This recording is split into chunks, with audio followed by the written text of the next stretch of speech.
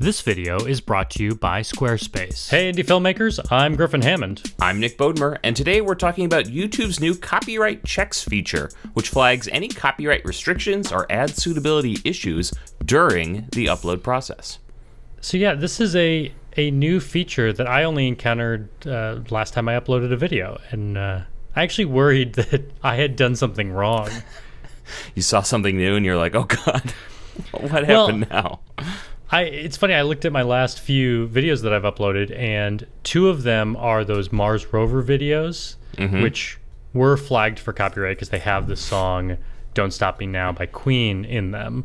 Right. And so I wondered if, like, oh no, half of my latest uploads have copyright claims against them. Maybe that's why I'm being checked. But it turns out this is a feature. Like you've been flagged. Right. But no, new feature. Yeah.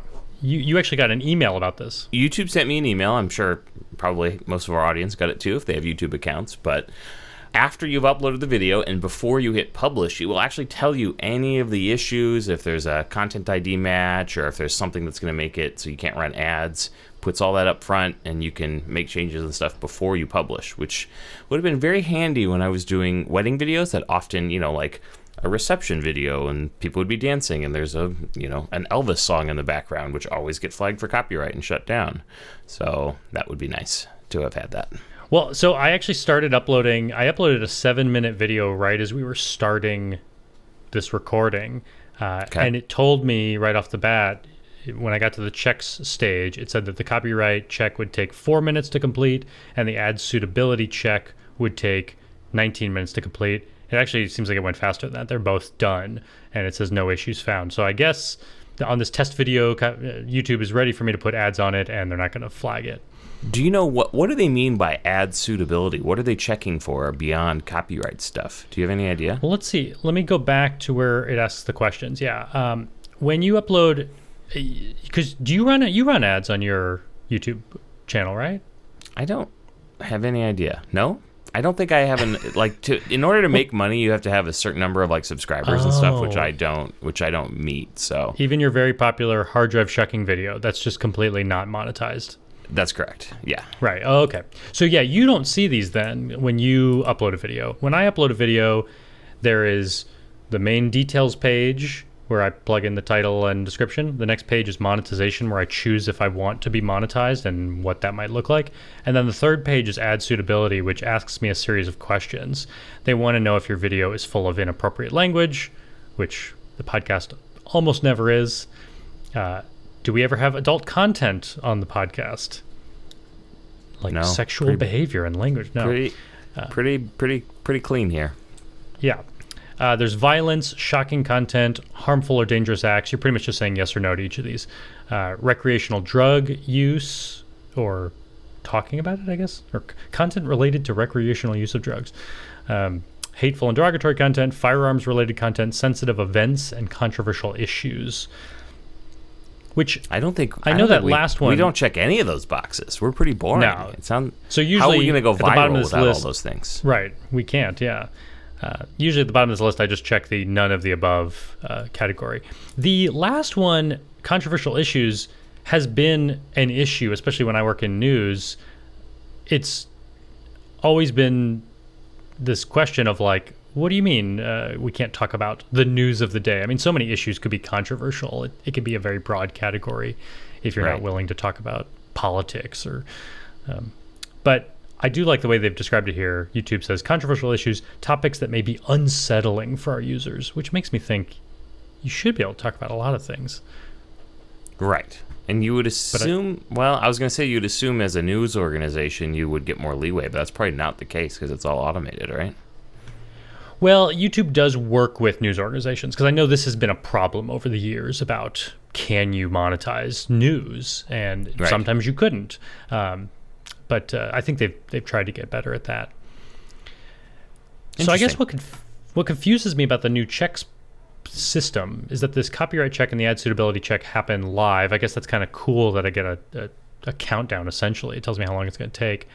But until you kind of explained it, I didn't really understand, why do you see the value of it happening now versus happening later? Well, like if anything, I interpreted it the opposite way. I was like, what, you're going to stop me from uploading something? I mean, wouldn't you want to know if all of a sudden you're not going to be able to monetize a video because of a song you put in there or something? Wouldn't you want to know that before you publish it to the world so you can fix that?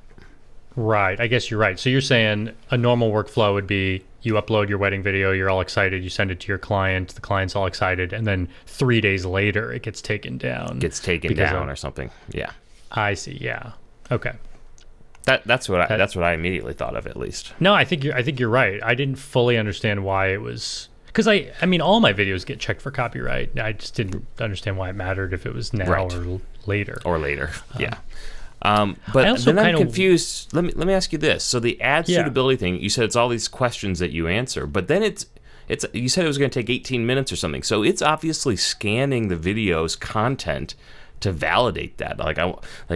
Is it actually analyzing if it hears the word coronavirus or something like that to make sure you're not spewing misinformation? Is that kind of what's happening, you think? I bet it is. I bet it's doing some sort of, like, the same way it comes up with an automatic caption. Closed captioning for the video. Yeah. It can probably, as it's doing its automatic captioning, it's looking for some keywords. And it may be, I'm sure, each advertiser that does work with Google AdWords and with YouTube, I'm sure they plug in their own words that they don't want to be associated with. Like, sure, if you're talking about beer the entire video, maybe a particular drink company doesn't want to be associated with that, or they worry about that you'd be talking about their competitor or something. Maybe they just want to stay away from it entirely. Do you think now that we're talking about these words that this video will not be monetizable anymore? We've been talking about controversy and violence and drugs. Actually, that will be funny. Yeah, we'll have to update in the comments if we get flagged for anything because of the meta discussion going on. Yeah, well, and I do think seeing it do this and seeing how quickly it can do it, it's clearly still an audio-based thing. Because as soon as I saw this happening on the last episode, I worried because our episode about NFTs, I was using a lot of B-roll of other people's art. The stop motion video that we were talking about, I showed. Later in the episode, we talked about that FPV drone video called Right Up Our Alley that is so popular. Right. And I showed a pretty significant amount of that and even played some audio from it. And so I worried that somehow this episode full of B-roll would get flagged, but it didn't. So I think it really is looking for music primarily and probably some inappropriate which makes words. Sense. Yeah. And then I don't see myself using this. I don't know if you would use this either. It looks like if it does find a copyright issue, it gives you perhaps more resolutions than it did before. It allows you to chop out the music, replace the music, cut out that section entirely, which I'm not sure if that was a feature you could do previously. Interesting. Like just remove a section of the video. Who in the world would ever use that? I guess if you weren't really a creator and you just uploaded something really long and you're like, fine, I don't care, just want it up. So take out. Yeah, maybe if you're not much of an editor, I don't know. But yeah, in your case and mine, I think we would just undo the upload and start over. Right. Just edit that clip out or something. Well, yeah, I guess if anyone encounters any weird issues with this new automated checks feature, I'd love to hear about it in the comments and we can try to get to the bottom of it. Yeah, absolutely. We did get a question from Dan about copyright that I think applies in some way, because I think one of the things I want to talk about today is how, especially as we see this copyright check system on YouTube, copyright is a much more complicated issue than just what is legal. It's also kind of what's allowable. Like YouTube is not saying you've done something illegal if you've broken copyright. They're just saying they're going to treat your video differently. Right. So do you want to read this question we got? Sure, yeah. So Dan asks, I've been doing freelance video work for a few years, and I've filmed a few musicals and ballet performances. The school pays me my day rate for the filming, plus they pay me to make DVDs and Blu-rays. Does the school's licensing of the music cover me? What would your question? Guess, your instinct be here? My instinct would be, it depends. Yeah.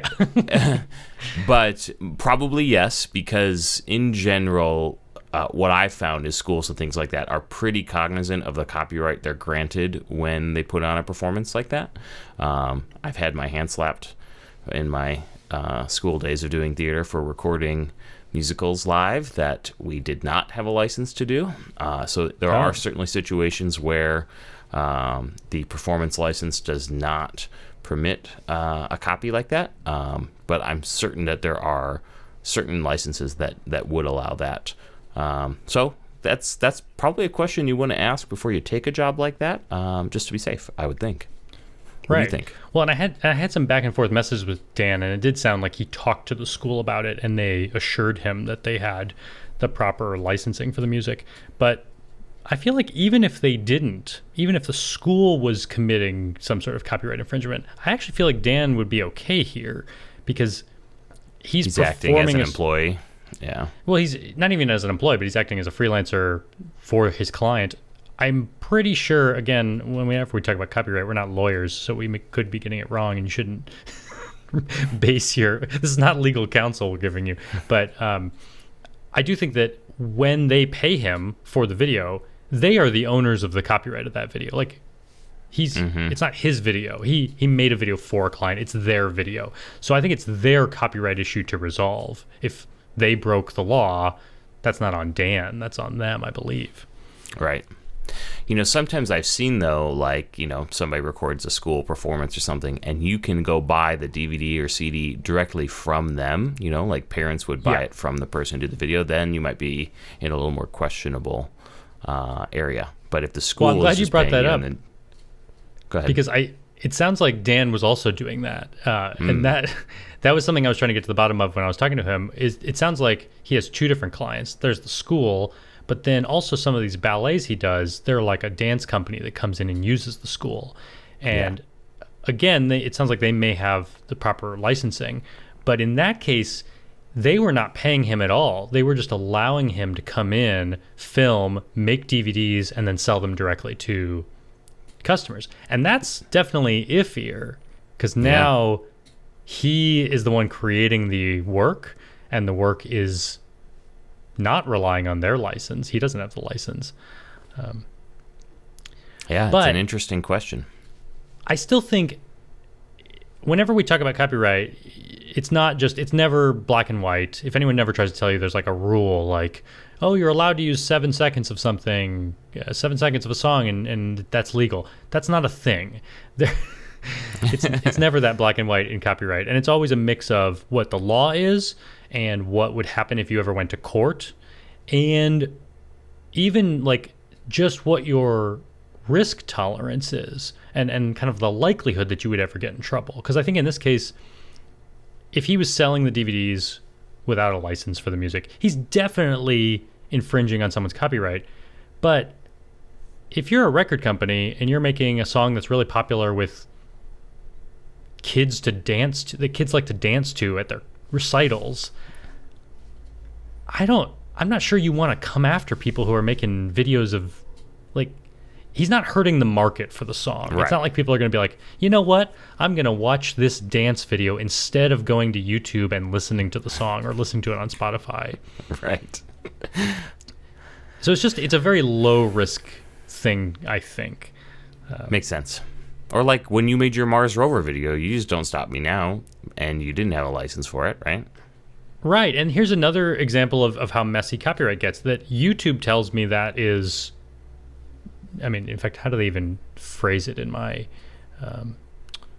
let's see. They phrase it as a copyright claim. Yeah. YouTube's not saying I've broken the law. They're just saying there's a copyright claim against my video. And here's where copyright gets so messy, that I believe that I have made something transformative.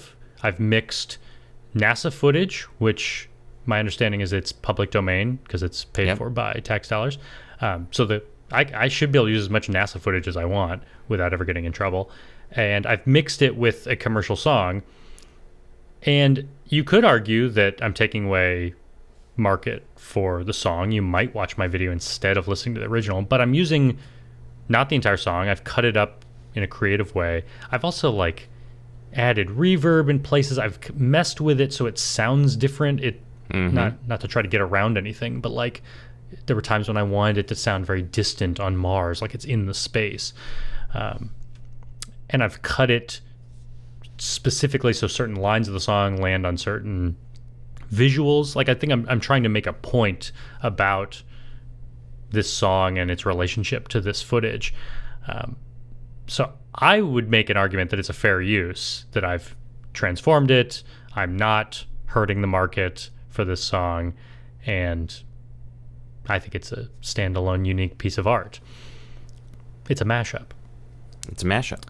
But let me just make sure I understand this. You have no recourse with YouTube's not going to let you monetize that video, and you really have no real recourse. Yeah, I don't think so. Let's see. I may be able to dispute it. Let's see if it lets me. Yeah, I can dispute it. So right now, YouTube knows that I've used "Don't Stop Me Now" by Queen. It like identified that.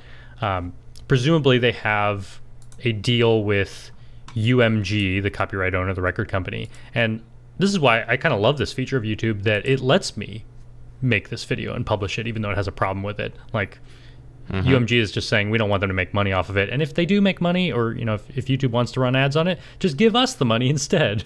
So the money's going to the record company. Yeah. But I do have the option. Yeah, I have 4 options here. I can trim out the segment, which would be like the entire video. I can replace the song. I'm not going to do that. I can mute the song. Not going to do that. That'd be really stupid. Or I can dispute it. And I suppose I could dispute it. I wonder what would... I mean, my guess is you have very little chance of winning a dispute, though, right? Right, and that's the thing. Like, YouTube is not a court of law. And that's where I think this distinction is important. That I think I've done something legal. I've stepped on copyright, certainly, but we have a provision in the law called fair use where there are reasons you can step on someone else's copyright, whether it's education or news or parody or it's particularly transformative. There's a lot of reasons, or you didn't use very much. I do think I could win in a court of law. YouTube doesn't care about that, though. They just care about like making the record companies happy. And so they're not in the business of telling me whether what I did was legal or not. They're just in the business of saying, does this piss off the record companies or not? Yeah. And the record company is more important than Griffin. Yeah, yeah. So I think that's an important distinction to know as a video producer. Yep. It reminds me of when I worked at Bloomberg Television. We would, I think anytime you're a video producer, you should get to know the lawyers that work at the company, and you can run a lot of things past them and get some great counsel from them. And I've been fortunate to work with a lot of great lawyers in my career that didn't want to shut things down but wanted to help. But I do remember at Bloomberg, they would let us do a lot of things and give us a lot of great advice. But anytime we even tried to touch anything related to Star Wars, the lawyers were like, just don't even do it. Like, it's just not worth the amount of headache that it will come with trying. Right. This was back when, I suppose now Star Wars is owned by Disney, right? But yep. They used to be owned by Fox Corporation. And back when it was owned by Fox, I'm imagining that every other cease and desist letter they received was from Fox Corporation about one of their pieces of intellectual property. And so they were just, they were like, don't use the music from Star Wars. Don't use any video from Star Wars. We're just going to get instantly in trouble. And again, it's not a question of, is it fair use or not? We maybe it was definitely fair use what we were doing, but it's just that if you're always being sued by the same company, it's understandable that your lawyers would be like, maybe don't touch that one. We just don't want to deal with the hassle anymore. So again, copyright is a lot bigger than what's legal or what's not. Risk assessment. And the risk on that one was high. Yes. And therefore not worth it. Well, yeah, one of my big questions coming into this episode was, can you appeal a demonetization? I figured you could, but I don't think I've ever actually tried. I've just accepted. You should try, and yeah. We can watch your account slowly get disabled. Right. Griffin is off the internet. But yeah, I think if I had done something, I think, like, I feel pretty good about the fair use argument on a video like my Mars rover video, but I know it's a little bit iffier than like a news thing. I think if I'd been making a video where we were talking about the song "Don't Stop Me Now" and its important cultural impact. You know, if I was making some point about the song in text and voice, I think it'd be a little bit clearer that it's a news commentary about the song. And I think I would dispute that if YouTube tried to shut that down, especially if I was only using 10 seconds of the song or something. Well, why don't we take a quick break, and after our sponsor break, we will answer questions about documentary storytelling, the microphones that we use, and lens filters. Hey Indie Filmmakers is brought to you by Squarespace. From websites and online stores to marketing tools and analytics, Squarespace is the all-in-one platform to build a beautiful online presence and run your filmmaking business. I was just doing a bit of like spring cleaning on my website, on my Squarespace site. I went in and was updating a few facts and things. And one of the things I noticed when I went to share my site, like on Facebook, you know, there's that little like preview image that pops up anytime you share a website. And it was this pretty old picture of me at a trade show like NAB with headphones on. And I just realized, like, I have better pictures of myself doing filmmaking stuff. And so I thought, well, how can I change that? And sure enough, right in the settings for every single page, you can adjust the social image, which is the image that shows up as a preview when you share it to Facebook or Twitter or something. On the About Me page, I picked a portrait of me. On the podcast part of the website, I put you and me, Nick. I'm in there. So that's just one of those easy to use functions that I really appreciate on my Squarespace site. Check out squarespace.com for a free trial, and when you're ready to launch, go to squarespace.com/Griffin to save 10% off your first purchase of a website or domain. Thank you, Squarespace. We got an Instagram message from Jay, who is a corporate videographer, and he's about to shoot his first short doc, and he's going to keep it pretty short. It's going to be 2 minutes long, but he's having trouble figuring out what story to tell within those 2 minutes. He says that this guy is pretty interesting, and he's spent a few hours learning about this guy's life, but he's just wondering how to even consider what should go into, how do you choose? That's a tough one, right? I think we've talked about something before. You know more about it than I do. Is it the story circle? Am I remembering it right? Yeah, Dan Harmon's story circle, which is, you should Google it if you're not familiar with it, but it's in 8 parts to a story. They're you, need, go, search, find, take, return, change. And Dan Harmon's argument has always been you can do this in 30 seconds, you can do it in 2 minutes, 5 minutes, 30 minutes. So I would consider looking at that. But I think to get to, I agree with Jay that it can be difficult to take like someone's whole exciting life and boil it down to 2 minutes, definitely. So I think my instinct would be, knowing how short that is, to focus on something that's useful to the audience. You know, certainly this guy has learned something really valuable in his life, in his exciting life, that he could share with people. I mean, even if he was just like doing a Q&A with some students in college, I'm sure they would ask him like, what advice would you have for young people trying to get into the same industry? And I feel like even if you just answered that question, it could be in story form. Like, how did he learn that valuable lesson? You know, he probably did something really cool to understand that. That might be a way to kind of get to what his story is and also come out of those 2 minutes with something really valuable for your audience, so they feel like, wow, I'm so glad I watched that. And that's really cool. Yeah, that makes sense. And, you know, for a deep dive, do you know how long ago we talked about that story circle? No. Episode 18, Science of Storytelling. So, you know, I feel like, always good to go back to a classic like that. Yeah, I feel like surely we've talked about it since then, but yeah. Do you know how I found that? Your use wonderful the search Squarespace function? I used the search function of your Squarespace site. Yeah. We're out of the ad now, but still, it did work really well. I just put Story Circle in the search, and it popped right up. So, and I'll put nice. I'll put that episode in the show notes. So if you go to hey.film right now and land on our podcast page, you'll see in this episode's show notes the link to episode 18, which, man, must have been in 2017, I think. May 17th, 2017. Yeah. It does not look as good from a visual perspective. I'm just clicking through it now. My lighting has improved. Yours looks pretty good already, but Where am I in the shot? The living New room in New York, it looks like. Yeah. Oh, yeah.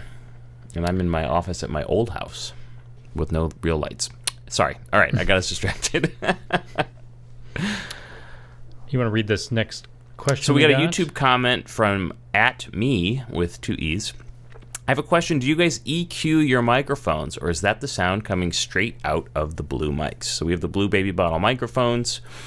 The question is, what audio processing are we doing? And do you know what's interesting is I don't know, because I don't really edit this. I would assume you are doing... Here's what I would do. Can I say what if I like what I did on my latest video is I use, oh gosh, what's it called? Let me bring up Final Cut. Final Cut has actually a really nice audio plugin called, I think it's just called VoiceOver, but I think it does a compressor and a de-esser, which is valuable. I think I'd seen that effect in there, but have never used it. I just use a compressor on our voices. Well, there's the answer. And I think a few years ago when we started the podcast, I played around with the compressor settings, and I think I kind of tweaked it to compress even more, like to lift up the lowest volumes even more. I can never remember all the terms for in a compressor effect, but I kind of ramped up the effect a little bit, knowing that generally in a podcast you want to hear us most of the time. And so I saved that as a preset. You can do that in Final Cut. You can make a bunch of settings to changes to an effect and then save it as a preset. So I have like a Hey Indie Filmmakers preset attached to the compressor effect in Final Cut, and I just apply that every time. Oh, nice. And then So I raise the volume a tiny bit. You know, it's interesting. What would be a fun experiment is a de-esser can be very helpful. A de-esser takes the sibilant sounds and all these S's I'm saying, it's really just an EQ, and it punches down, right where those S's hit so hard, and it can make it a little less harsh to listen to. Maybe I'll give you a de-esser setting. It'd be funny to hear me read the Squarespace ad twice, one without the de-esser, because there's a lot of S's in that read. And I'll share a screenshot as well, Griffin. I just pulled up my Synology replication video that I haven't published yet, but I've got my all my settings that I put into my own voice, and cool. I can share what those look like. So the voiceover enhancement in Final Cut Pro 10 has the compressor, has a de-esser, and then it has just a basic EQ just to kind of punch up a male voice a little bit. So rolls it off like below 50 hertz to get rid of some of that booming. Drops a tiny bit at 500, and then about 2K and up it starts to lift, so you get just a crisper voice. And then the de-esser is set up for dialogue, and the compressor is set up as a punchy male voiceover. So that's my settings, and I can share those. I will say that the only other things I ever have to do to our audio is your audio, because you record it in Audio Hijack, right? That's right. Into your computer. So when Nick sends me his audio, it always comes as a mono file already ready to go. My audio is going into my Zoom H5, which is set up as a stereo recording where there's 2 XLR inputs. One goes on the left side, one goes on the right side. So my audio always comes in as a left side only stereo clip, and I have to switch it to dual mono. And I always remember to turn off the second channel. It's probably doesn't sound like anything, although right now that I'm looking at my dials, I see that my second channel is turned up to like half volume. So if I were to listen to it, it probably would have some noise, some just little, just tiny little hiss. So I always make sure to turn that off. And then every once in a while, I'll do some noise reduction. Like last episode, Nick's mic was a little bit further away from his mouth than usual. And I don't know why I'm talking about you in third person when you're right here with me. You're talking to me, not the audience right now, okay? They're just listening I'm talking about Nick over here. But because your mic was a little bit further away, I think it was closer to your computer, which every once in a while I do hear your computer fan sound in the mic. And because it was further away from you, I had to turn it up a little bit more. So it just brought the whole noise floor up. And so it was noisier than usual. So I just sent the whole thing into Adobe Audition and did a little noise reduction on it, and then brought it back in.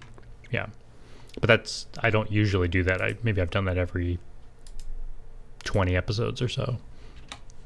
I saw a really useful video got shared on Twitter, and I looked at it about using a Deesser and things like that. So maybe I'll put that in the show notes because I thought it was a great little 6-minute tutorial on doing voiceover in Final Cut. So I'll share that. Our last question today is a YouTube comment that we got from Daniel, who was wondering how to know if a filter, like an ND filter, would fit on a lens. What filters fit on a Canon 50mm lens? Well, there's a thread size to every lens, right? Right. And there's a huge variety. I know you've got some tricks for buying bigger ones and adapting them down, I believe. But I just always look at the tech specs on a lens to find out what the filter size is. Is that not the right way to do it? No, that's right. And it usually says everything you need right on the ring of the lens. I mean, here I'm holding a Lumix 25mm lens, and it tells me, it says 1:1.4. That's always the aperture.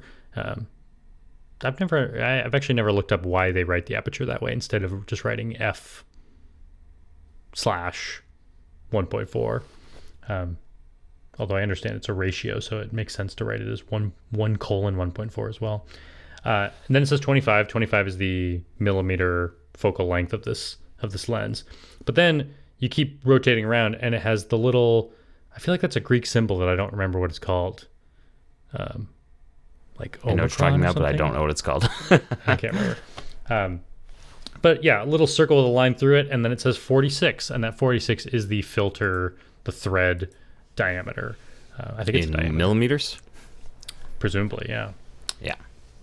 And what's your trick? So you like to buy larger ones, and then you've got filter step-down adapters, right?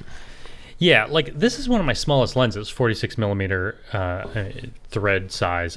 I'm not going to buy a 46mm filter for this when, like, the lens I'm shooting with right now is a 12mm lens, and it has a 62mm thread size. I'm not going to buy another one for this 46. So I have a series of step-up adapters. Like, here's a step-up adapter that gets me from 46 to 58, because 58 is another common one I have. But then I have even more step-up rings. I have one that gets me from 58 to, well, yeah, here's a big 77mm filter I have, and I've put a 58 ring on the back, so I can put that on. I mean, I don't think there's no reason you can't use like 10 step-up rings if you needed to. Right, because they're by design going to be outside the field of view, presumably, right? Yeah, yeah. I mean, well, I suppose if you did a lot of little like tiny on a fisheye. Yeah, I mean, if you did too many and they were really small step-ups, like maybe if you were using 10 step-up rings, that would actually be a problem. But I've never had a problem using like 2 or 3. You have a good video on ND filters, as I recall, too, right? Yes, I'll put that in the show notes, how to know which ND filters to use on your lenses. But yeah, one of the takeaways of that is that I really only have like 2 primary sizes of NDs that I buy. I have a bunch of 77s, because I think I used to have some 77mm lenses. I don't know if I do anymore. And I have a bunch of 67s, because I happen to have a lot of lenses that are 67. But then for my weird ones, like the 62, I just have a step-up ring. And for my 46, I have some step-up rings. And I actually do kind of like an inventory when I'm packing up for a shoot. Like, I'm bringing these 3 lenses. Let me see if I have... I don't really need to bring more step-up rings than are possible. Like, I could probably leave some of them at home if I'm not bringing the lens that they apply to. And that's how you do that. That's going to be my new catchphrase. Yeah, you know, it's funny. As a YouTuber, I'm always getting pitches about like selling merch. And merch is always, for YouTubers, just like t-shirts and hats and hoodies. And I just can't imagine what I would sell, because it's always supposed to be like catchphrases. It's like, what would people buy? But there you go. If you start introducing your new catchphrase, we can finally start selling some merch. What's my thing I say all the time? I said it once in this episode, and I thought about it, and I've already forgotten what my little phrase is. Well, people were making fun of you, I think, in the comments last episode, because you often say interesting. Interesting. Something else I feel like I say all the time, but I can't remember what it is. But let me know in the comments. Yeah. So, as you might hear a little bit in this episode, I mentioned that they're doing the drywall downstairs right now. We're getting closer to my office being done, and we were far enough along that I decided to go ahead and order a new projector. Woohoo! For downstairs, because movie theater.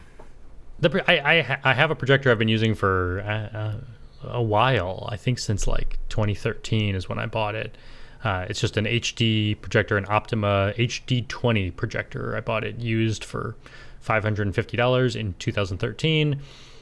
It's fine, but in my new setup, I'm going a little bit bigger with the screen size. I'm going to do a 128-inch screen on a wall, and I'm putting it back a little bit further because the room is a little bit, it's got some size. I think it might be like 15 feet that I'm putting it away from the wall. And I worry with all these windows down there that I'm just going to be diluting how bright this thing is by putting it further in a brighter space, bigger projection. So that projector is a 1700 lumen projector. So I decided to upgrade to, is it the same one you have? It's the same one I have, yeah. Yeah. Which, this is the Epson, what is it, 5040 UB? 5040 UB, yeah. So it's a slightly older model. They have a 5050 now, but the 5040 UB is great because they've got them refurbished for half the price of what the 5050 is. And the 5050 it's better in some ways, but not twice as good. So I just think it's a tremendous value. What does the 5050 cost? Like $3,000 or something? At least, yeah, something like that. So, well, that's what's crazy. I've been very pleased with mine. Having not purchased a projector in so many years, I didn't realize how expensive they all are now. That like if you want a true 4K projector, they cost like $5,000 or $10,000. True 4K is still very tough. Now this BenQ does something. It's called pixel shift, I believe, where it's not actually. It doesn't have 4K actual pixels it presents, but it can do a shift, so it like alternates, and you get pretty darn close to 4K quality at a lot less money. So I've been very pleased with the 4K image I get out of it. It's 4K HDR. Yeah, I don't fully understand the 4K pixel shift. I don't understand exactly how it works, but I understand that it definitely is an improvement over 1080. It's a noticeable difference in clarity. Yep. You're gonna love the image. The image is great, especially when you get the room dark. It really pops very nicely. So it'll be nice. Because it sounds like even if it's not a true 4K image, pixel for pixel, it kind of sounds like it's still throwing 4K like number of pixels on the wall through its shifting. That's right. Correct. So you see more dots on the wall.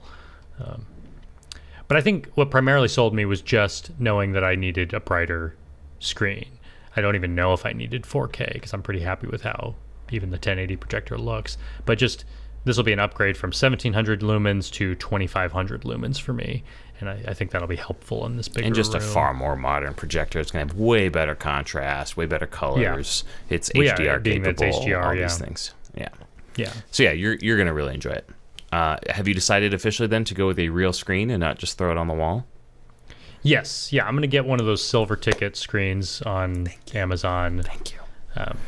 I think both of these products that we're talking about, the screen and the projector, are both wire cutter picks. Although the projector is like an old wire cutter pick. I don't think it's their top one. I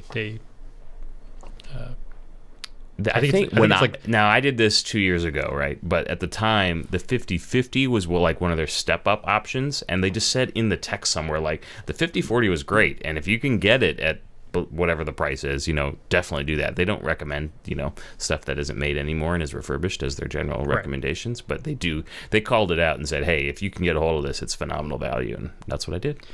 Thanks, I think I saw the same thing, that they were recommending the 50/50, and underneath it just said but also the 50/40 is very good. And yeah, I did the same thing. I ordered it as it was not even a refurbished model that I got. It's just an open box model.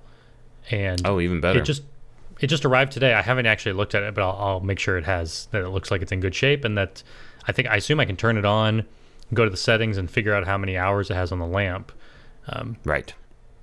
But hopefully it sounds like very few. Maybe someone took it home, turned it on, and then decided to return it, and that's fine by me. That's kind of what I want, is $400 off the retail price, and it's only got 2 hours of use on it or something. On another episode, we'll have to start talking about your audio setup, because I have a feeling you're going to make me cry when you tell me what you're doing for audio. So. Oh, can I tell you what I'm going to do for audio and make you cry right now? Oh, no. You're using those powered Mackie speakers or whatever? That's what I want to do. So here's what I'm trying to do to make this as simple. I'm trying to make my setup as simple as possible and use mostly the gear that I already have. I used to have 4 different devices going into my projector, like a PlayStation and a Roku and a Google Chrome device and all these things. And I never really used the PlayStation as a media player, but it looks like it's great. It does that kind of unified page where it shows you Netflix stuff and Disney Plus stuff and everything in one place. You don't use your PlayStation as a media player, do you? No. But I think I might try at start, before even getting a Roku 4K or something, just see what I can get away with on my current PS4 and decide in the future if I ever need to upgrade to a PS5. But I also realize, because it's always kind of a hassle to try to deal with audio with the projector, and I've looked at it over the years, and I don't really want to get a receiver and speakers dedicated just for the receiver. I have these monitor speakers, computer monitor speakers, that I've been using for a long time, and they're fine. And I tested out, you can plug them in via USB to the PlayStation, and the PlayStation will use them as their audio out. So that's what I'm going to try. Okay. Okay. You hate it because it's not hi-fi audio. Well, you're gonna have such a great setup that we're gonna need to talk about a receiver, and we're gonna need to talk about surround sound. Okay. I mean, did you? I forgot to even ask. You didn't wire for in-ceiling speakers or anything, did you? No. So it would necessarily have to be wireless speakers. I think one of the reasons I like the idea of this, at least as a preliminary setup, is I might just put the speakers behind me, or on the sofa side of the setup, and then I don't have to deal with wireless across the room, because all my entertainment stuff is going to be on that back wall where the projector is. I put HDMI in the wall from the floor to the ceiling, so I can. You need the speakers by the screen. I know, but they'll necessarily have to be wireless if I do that, and then I have to go buy some wireless speakers and a new receiver, and I don't want to do that right away. Oh my gosh! All right, or at least I'm thinking about this in anymore. stages. It's making me mad. I'm thinking about this in stages. I'm not going to start buying a bunch of gear before the room is even ready yet. So my plan is kind of let's get a couch in there, let's get the screen in there, the projector, and then figure out how to throw some content on it, and kind of get a sense for the space before I start figuring out what is the next thing we need to upgrade. Got it. All right, I'll stop bugging you about it. I don't like your answers, but that's okay. Yeah. It's not my space. Also, who knows? I may find that with our son sleeping not all that far away from the movie room, I may find I'm doing most of my video gaming with headphones on anyway. We'll see how we actually use it. Okay. Headphones is not the worst answer. Right. All right, my friend. I think it's time to wrap it up. Yeah, it was good talking to you. There's another catchphrase for your mug. Wrap it up. We're now selling handy filmmakers wraps for wintertime that say... Wrap it up. Cool. Well, hopefully I'm going to be publishing my Synology video soon, so look for that maybe before the next episode to drop. Yeah. Be exciting. All right, well, I'll talk to you soon. See you later. Bye-bye. Bye.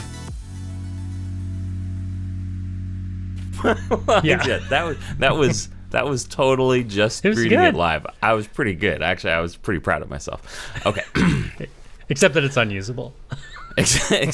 What did I say? Check. You didn't make it plural. I'm Nick Bodemer, and today we're talking about YouTube's new copyright checks feature.